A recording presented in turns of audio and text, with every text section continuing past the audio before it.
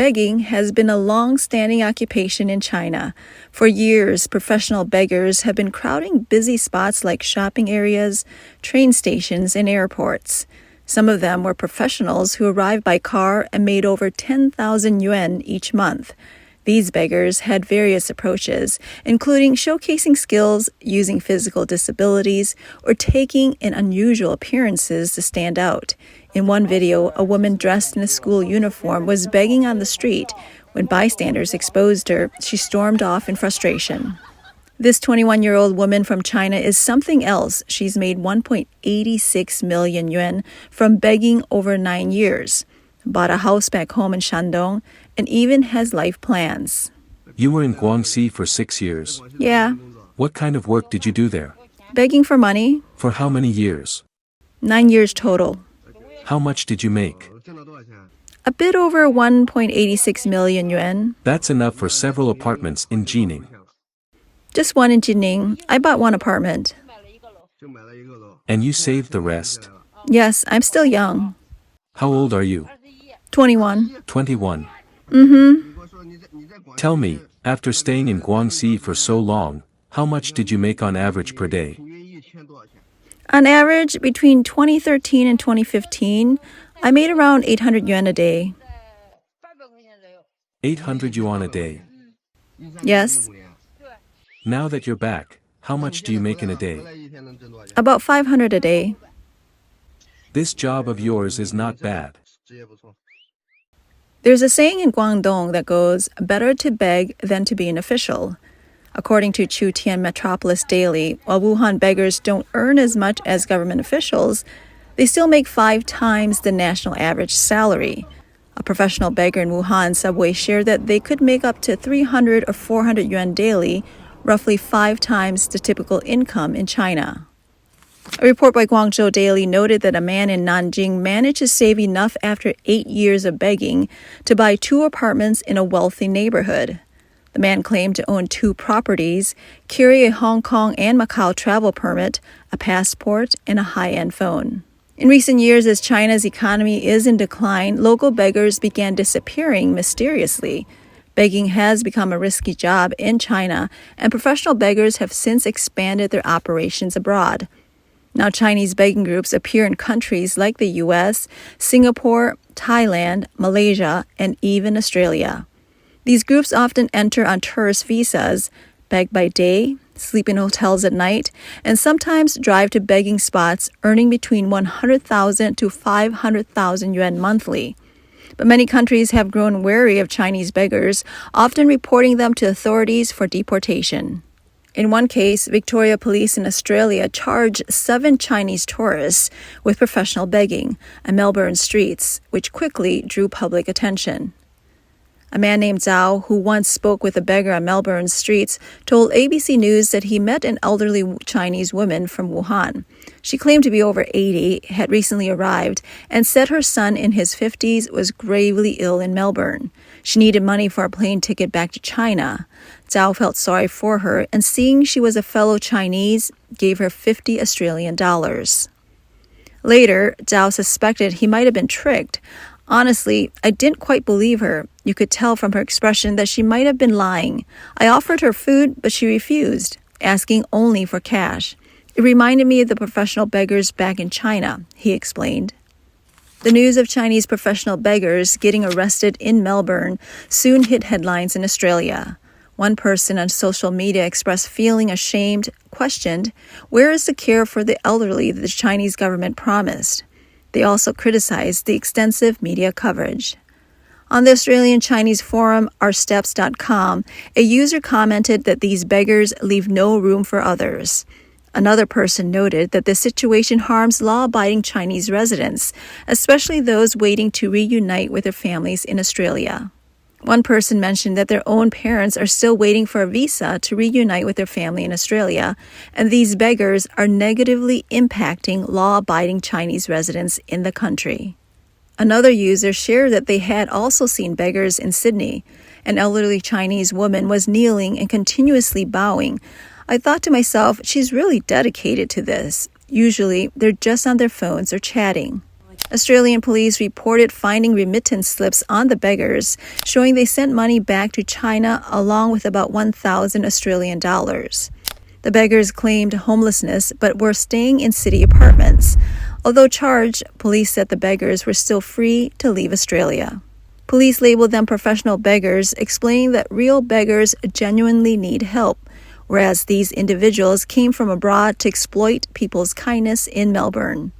Meanwhile, Australian social media has seen posts warning of Chinese individuals involved in begging scams. One person noted that an Asian female beggar had been seen bowing and begging outside Melbourne's QV shopping centre for several weeks. She was there from morning until 6 or 7 in the evening, trying to avoid interactions with people offering help. Another person who works at a shop near Flinders Street Station shared that every afternoon a man would come to speak with a Chinese woman begging at the entrance of the store where she worked. In U.S. cities like New York, San Francisco, and Los Angeles, with large Chinese communities, Chinese beggars are also common. One infamous beggar, known online as Fatty Ding, claimed to be from Sichuan, China, but begged in the U.S. under a Japanese name, earning around 200,000 yuan monthly. Fatty Ding is the online name of a professional Chinese beggar reportedly making 200,000 yuan per month by begging in the U.S. Originally from Sichuan, he holds a technical diploma and has a history of theft. He claims he was deceived by an agent who sold off his family assets, prompting him to smuggle himself into the U.S. With no legal status, he initially worked in Chinese restaurants, but frustrated with the conditions, he frequently switched jobs and even filed complaints against several employers. Eventually, he was blacklisted from restaurant jobs, leaving him homeless. Now, he calls his roadside tent his grand mansion, and he shares videos of his exploits online. His videos have gained him nearly 2 million followers and an income of 200,000 yuan per month. It's actually not an exaggeration to say that Chinese beggars have spread across the globe. Even Hong Kong, close to mainland China, has become a new gathering spot. Early last year, after Hong Kong and mainland China fully reopened their borders, beggars flooded Hong Kong's streets. One young woman claiming she would sell herself to bury her father even made headlines across Hong Kong. This woman displayed a sign offering to sell herself for 300,000 yuan to bury her father, along with a photo of a man. Many believed he was her deceased father, but in fact, he was Xu Jizhou, a mainland Chinese director who is still alive. His photo appeared on Sina.com back in 2010. The woman with shoulder-length hair and wearing a floral dress sat on a folding stool with a sign that read, "Find my roots, inherit family wealth, acknowledge ancestors." She shows Xu's photo on a tablet, occasionally waving her designer handbag and speaking in several languages, though her words were incoherent, switching between Mandarin, English, and Korean. A large crowd gathered as she shouted, "My dad is Dai. My dad need money, cash only." If anyone has cash, come here. I don't know why you guys have no cash, but still stand here and don't go to work. According to nearby shopkeepers and residents, the woman stayed in the area all day, sometimes starting as early as 7 a.m., asking for 300,000 yuan to bury her father. By around 8 p.m., some bystanders, disturbed by her behavior, called the police. Hearing this, she quickly packed up and left, heading toward the banking center. Afterward, Hong Kong residents continued to report sightings of beggars across the city, posting on social media about locations such as Sai Wan Ho, Kwan Tong, Wong Tai Sin, and Kwai Fong. Beggars with different tactics were seen all over Hong Kong. Some simply sat waiting for donations, while others performed stunts, like handstands or playing instruments. Some even displayed QR codes for passers-by to scan and donate, showing they were keeping up with the times. However, begging on the streets in Hong Kong is illegal. A social media group focused on mainland Chinese beggars urged residents to stay alert, saying some beggars pretend to be disabled or claim to be selling themselves to bury their fathers when their fathers are still alive. The group warned people not to fall for these tactics. Recently, many Asian countries have lifted visa requirements for Chinese passport holders. For professional beggars, this has made Thailand a top destination.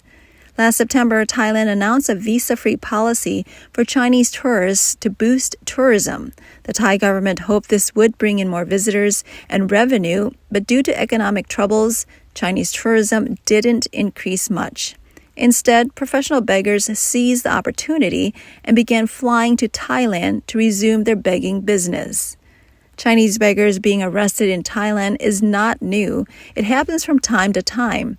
But this was the first time disabled beggars from China has been seen. In November, Thai police arrested several disabled Chinese beggars. According to Thai media, early last November, a Thai citizen reported a Chinese female beggar outside a well-known shopping mall in Bangkok. She wore a school uniform, had visible burn scars on her face, and her hands were amputated. Moved by her condition, many people offered her help. However, begging on the street is strictly prohibited in Thailand, punishable by up to 1 month in prison and a fine of 10,000 baht. Given her disabilities and burns, some people suspected she might be a victim of human trafficking, hence they called the police. Similar beggars soon appeared in busy areas of Bangkok, including the BTS Siam and Siam Paragon shopping centers. All were Chinese, disfigured or disabled, and wearing school uniforms. Thai police began searching the Pink Lao area in Bangkok and found 2 Chinese women outside a department store. Both had what appeared to be acid burn scars on their faces. One woman was missing 2 fingers, and another, wearing a Thai student uniform, tried to hide in a restroom. When police entered, they found her with 20 baht bills and several coins totaling 10,700 baht, or about 2,144 yuan. She was identified as a Chinese citizen. She claimed to be a divorced single mother with 2 children in China, begging to make a living and unaware that begging was illegal in Thailand. She said she had arrived in Thailand on November 10, but locals reported seeing her earlier. She claimed her scars were from an accident when she was young. She also said she had no fixed residence in Thailand and slept wherever she could. However, police found keys and a hotel room card in her bag. She claimed these items were found on the street, but authorities discovered she had a stable place to stay, either in spacious homes or hotels. When asked why she wore a school uniform, she said she liked how Thai schoolgirls dressed. Although she didn't have a passport, police found a bank account with monthly deposits of 2 million baht. Vendors near the mall said that these Chinese beggars in school uniforms had been present since early in the year. They usually chose crowded areas and stayed there until dark.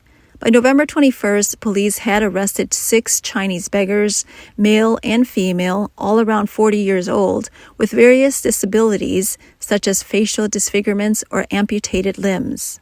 Strangely, these beggars refused to hand over their passports or personal documents after being arrested. Meanwhile, some Thai translators in luxury cars tried to bribe the police, offering 10,000 baht per beggar for the release.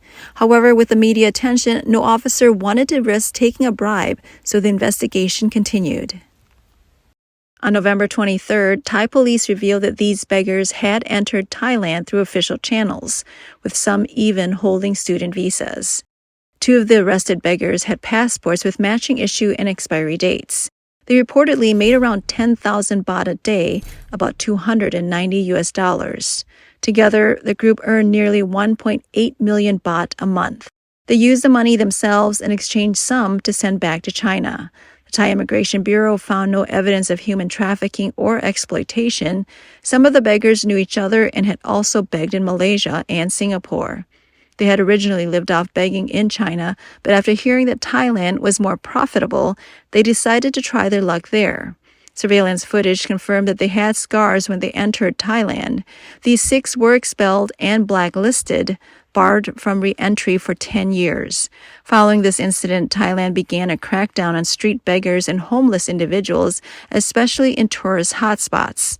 Police are now paying closer attention to Chinese tourists fitting similar profiles. Malaysia, which also lifted visa requirements for Chinese citizens, has faced a similar influx of professional Chinese beggars. After Malaysia dropped visa requirements, Chinese beggars flocked to Malaysian night markets, exploiting locals' sympathy to earn high incomes. In September, the Malaysian Immigration Department discovered a Chinese beggar group, noting that some Chinese beggars made as much as 10,000 ringgit, about $2,270 per month. Since last December, Malaysia has allowed visa-free entry for Chinese citizens, and this policy will remain in place until the end of 2026. In the first 4 months of this year, Malaysia welcomed nearly 955,700 Chinese tourists, a 232% increase over the same period last year.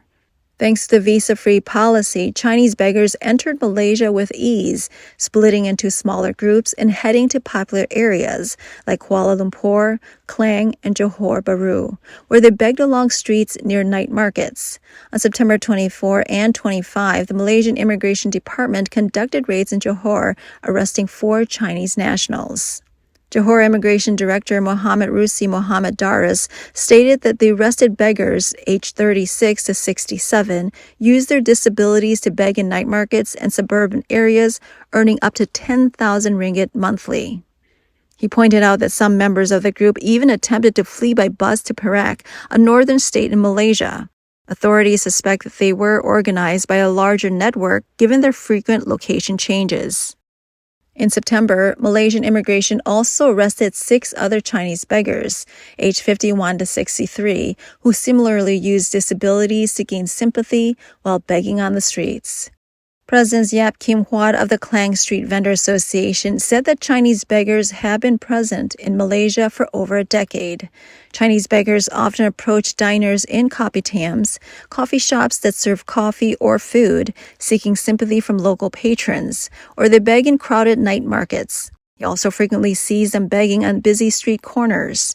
He pointed out that groups regularly transport Chinese beggars to different markets or night markets across Malaysia for begging and arrange for them to stay in hotels. These groups even cover airfare, rotating in new batches of beggars to Malaysia. Yap recalled once asking a beggar in a kopitiam and learned that some of them can earn 1,000 ringgit in just one morning. Many of these beggars are Chinese, and most have disabilities such as missing hands or legs. A Malaysian tour guide who requested anonymity said that while the visa-free policy has boosted Chinese tourism, it has also made Malaysia a target for Chinese beggar groups seeking to profit. Malaysia's multicultural society includes Malays, Chinese, and Indians who are compassionate and often willing to help those in need. The tour guide noted that in Malaysian cities, it's common to see refugees from Myanmar's Rohingya community or the Middle East begging on the streets. These refugees, even if they hold UNHCR refugee cards, are not permitted to work legally. Begging is understandable in their case, but Chinese beggars exploiting Malaysians' kindness and compassion is very inappropriate. Apart from Malaysia, in September of this year, witnesses also reported sightings of Chinese beggars in Singapore. Southeast Asian countries are now cracking down on this group, making it increasingly difficult for professional beggars to operate.